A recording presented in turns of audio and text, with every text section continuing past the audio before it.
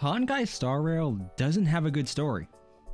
In fact, it barely has good characters, not any that I at least can specifically think of off the top of my head. Now, I'm comparing HSR to other gachas, whether that be Blue Archive, which is exceptional in regards to story, or Genshin Impact, which I feel like is a fair comparison. It's the same company, maybe it's a different style of game, but the story itself doesn't necessarily have to be determined by the gameplay. And even if we're being honest here, HSR's gameplay has less involvement than Genshin Impact, and by comparison that means there can be more focus put on to the story itself, especially the characters. But with all that being said, HSR feels like it significantly just devalues a lot of the characters you have, whether it is the main ones like Jing Liu, Jing Yuan, Yanqing, or even the 4-star characters that you really don't particularly care about in the vast majority of cases because they might have spooked you, whether that be an Arlen or an Asta. I feel like by comparison, Honkai Star Rail has good moments, but a lot of those really good moments people like to point out, such as the Kakolia boss fight, were carried by good music. The music in this game slaps, but the music carries much more significance and really does strengthen those moments, because without it, you kind of have a meh moment. Like the cinematic cutscenes that you get during those boss fights are really nice. The Jing Yuan fight against that spirit during the recent HoYoverse events was nice. You have the Kakolia fight for the main one. You have the Kafka entrance, that was nice. You have the Dan Heng and Babidi Lunai fight alongside Jing Yuan against, I believe, whatever her face was, Fantilia. That was nice. It looked nice. And I was on vacation, so my residence capped. But regardless of that circumstance, the moments themselves don't really have any lasting impact. You essentially have these big events, these big set pieces that occur in each world or each region, whether that be a new one or old one, and not much occurs beyond that sort of replicates or in any way relates to it. Yes, in the recent event we had with Topaz, we had that sort of circle back to Uraltal, in that we had Bronya, Sealy, and a bunch of returning characters that pop up. But being blunt, that wasn't something that was worth the long-term wait you had to endure if you liked those characters. What, they got 5, maybe 10 minutes of screen time and that was it? I don't think that's valuable. I don't think that's worthwhile. And even if we're looking at the characters who actively played a role in the story, Bronya and Sealy are perfect examples, Yanqing and Jing Yuan. These individuals don't really have much elaborated on in terms of them. And I don't want to discount this by saying, yes, these characters have story quests and that reveals more about them. Cool, perfectly fine. I understand those story quests, those companion quests can legitimately mean a lot and expand a lot on these characters. But I'm talking about the main story quest, the stuff you're actually required to do, the stuff that, for all intents and purposes, should feature a good chunk of the main characters of a specific region. Especially in HoYoverse's case, that event or that main story is revolving around a banner character. HoYoverse was released on time with her event, and as a result, the event circled kind of around her. But Gui also had a really big part in it who wasn't on the banner, which makes no sense whatsoever.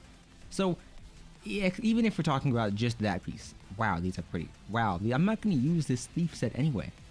But even if we're just talking about and you know, comparing it to that, I think the biggest problem is Honkai Star Rail does have cute characters, great designs. I love HoYoverse's design, I love Fu Xuan's design, I love Braun, I love Silverwolf's design. But outside of that, very few characters are given any form of depth.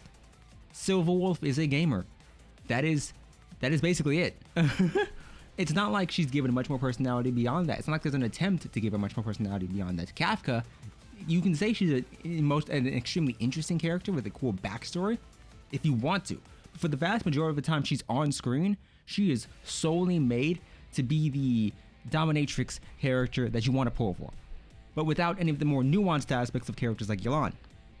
And it sucks, because I legitimately think that, especially for these characters with great designs, there could be much more given to them. Yanqing has existed in this story solely to get his ass beat every single time without fail. And for a character whose main trait is that he wants to be a master swordsman, there has never been much development. It's not like he lost the first fight, sought out training, and the next time we saw him he was improving. No, he lost the first fight, he lost the next fight, he lost the next fight, and he's in MOC as a boss you can beat, and then Simulated Universe as a boss you can beat, and it's not necessarily like this character has changed much. Even once you pull a character, once you get a character like Yanqing, Clara, Fu Xuan, Sealy, Silverwolf, Argenti, HoYoverse, it doesn't matter.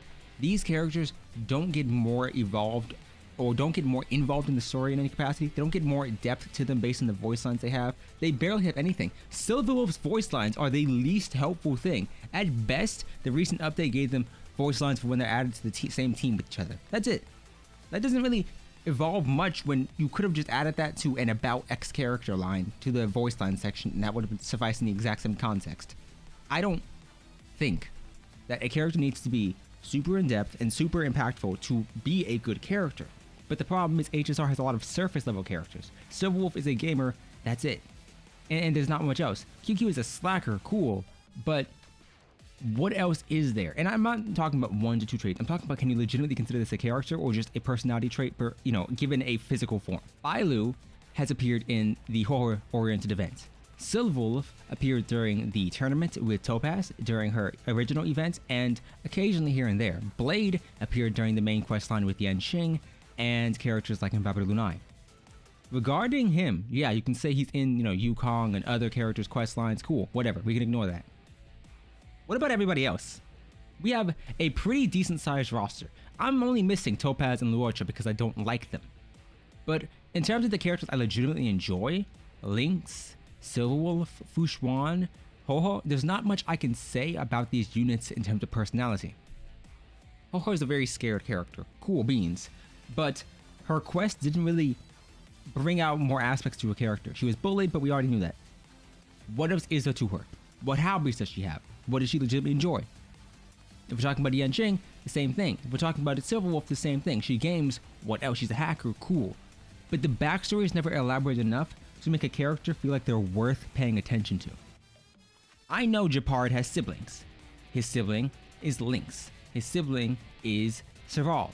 That's about it. I don't really feel like there's much depth or evolution on these characters over time. The characters who've gotten the most screen time has been Celia and Bronya. And the first time they were on screen, they hated each other. About 30 minutes later, they were like, oh yeah, we went to the same orphanage, now we're super cool. And every scene after that has had them be on great terms so that any form of development in regards to their unique situations, the lands and areas they grew up in, or anything like that. And it kind of makes it feel all pointless to give a character a backstory that may allude to something more, but never does.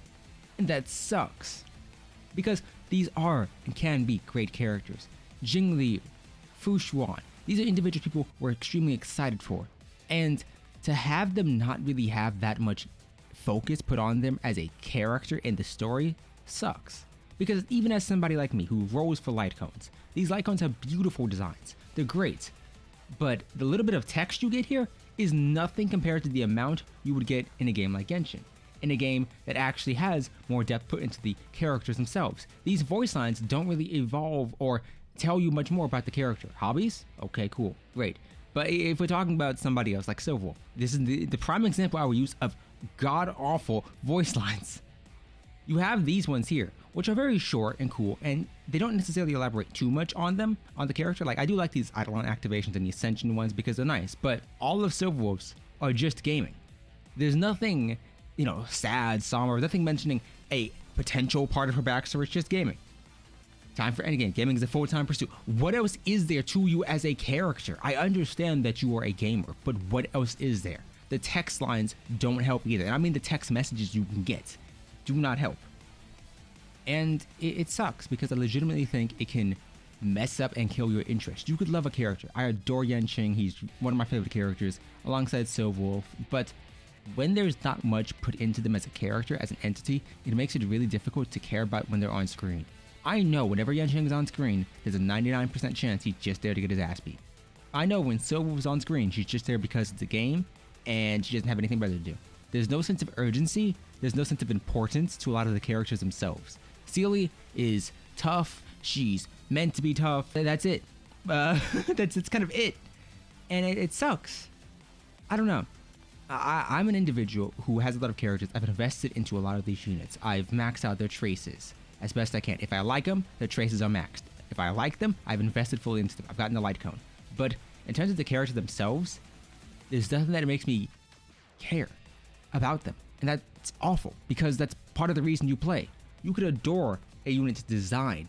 You could like the light cone, the banner ideas, everything they do in their kit, but if you don't care about the unit, why would you focus so heavily on building them? I play Genshin to get the best Raiden because I adore that character. I don't really care about what my Sealy or my Jing Li look like because I don't know much about the character to really get me involved into them as an entity. What do you think? What are your thoughts? I like HoYoverse, she's cute. I like a lot of characters that are cute, but I want more depth. And I feel like HSR lacks that. And I understand people are going to say, yeah, that's a minority. But just because it's a minority doesn't necessarily mean it's pointless and not worth discussing. Either way, subscribe if you sat through, and I'll see you next time. Bye.